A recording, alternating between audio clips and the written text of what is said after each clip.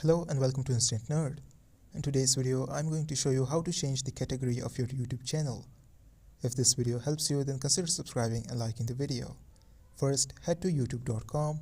In the top right corner, click on your profile icon. From the drop-down menu, click on YouTube Studio.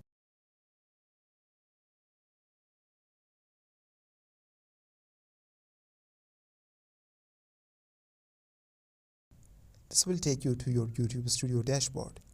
On the left-hand side, scroll down and click on Settings. In the Settings menu, click on Upload Defaults.